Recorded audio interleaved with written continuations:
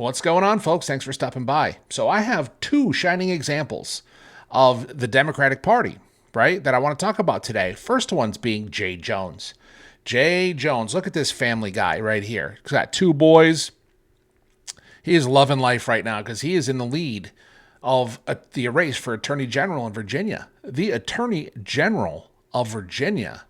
So tell me why this family guy is writing horrible, horrible texts about his competitor, right?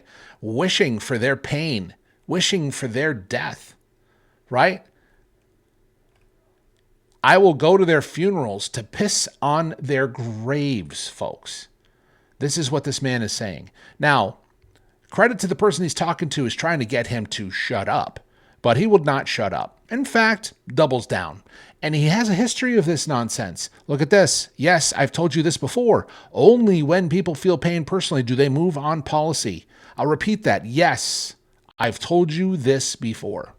This is a true scumbag, a true evil soul, right? This sounds like psychopathic behavior to me, right? And I have a feeling he had these kids just to propel his career. Because you can't be a father and write texts like this, right? You just simply have no scruples, right? You have no heart, no soul to write something like this. So then you go over to Axios, which I really don't like, but they do make some good quotes now and again. You have Joe Scarborough on MSNBC saying he should probably be forced to withdraw from the race, but he's not going to withdraw. He doesn't want to withdraw. He gives some piss poor friggin' excuse for an apology. I am embarrassed, ashamed, and sorry, Jones said in a statement. I guarantee you he didn't write this either. I bet you had a staff member do it. I cannot take back what I said. I can only take full accountability and offer my sincere apology. Gag me, right? That is absolute garbage right there. No excuses. Now, sometimes offering no excuses is the way to go. But this time of hey, I was just stressed out. I really wish I hadn't written that stuff. I didn't mean it. He meant all of this. He meant every word of it, right? He's only sorry now because he was caught. This is a perfect example of what the Democratic Party has to offer. So let's look at another one. Alexandria Ocasio-Cortez. Now, she felt like this day of waking up and just creating hell. Right? She goes on an Instagram live stream and feels like taking down the White House Deputy Chief of Staff, Stephen Miller. Right? So he spits truths. She doesn't like it. The whole Democratic Party doesn't like it. So she takes this opportunity to try to knock him down a notch or two and then calls him a 4'10" troll. Right? So this was a capture from the Ingram angle. Right? It was Laura Ingraham on Fox, right? So she had him watch this little pissy tirade from Alexandria Ocasio-Cortez.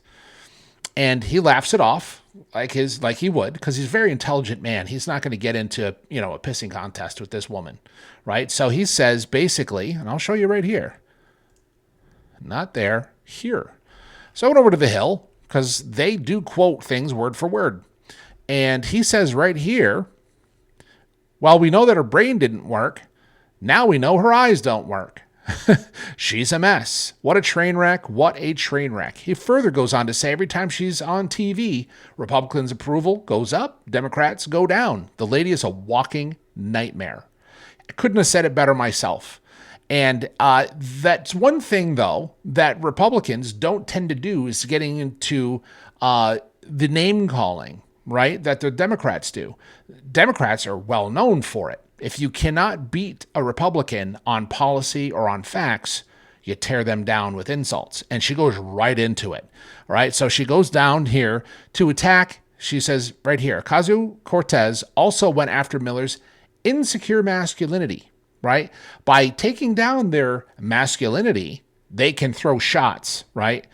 That's the only way to do it. Laugh at them, she says. Right? Attack their masculinity. That's basically what the Democrats have been reduced to, right? It is not a fun sight to see. Actually, on the other hand, it's kind of hilarious because we know that they have no policy. They have nothing to stand on. So this is the stuff that they resort to. And this is the woman that they want to take Chuck Schumer's place, one that goes on to an Instagram live stream and tries to knock down, deputy chief of staff? Cringeworthy attack after cringeworthy attack that ends up nothing. So let me know what you think. Give me your opinions. Write me some comments. Leave me some notes. I will look at all of them. Thanks a lot for watching. Like, subscribe, and I will catch you on the next one.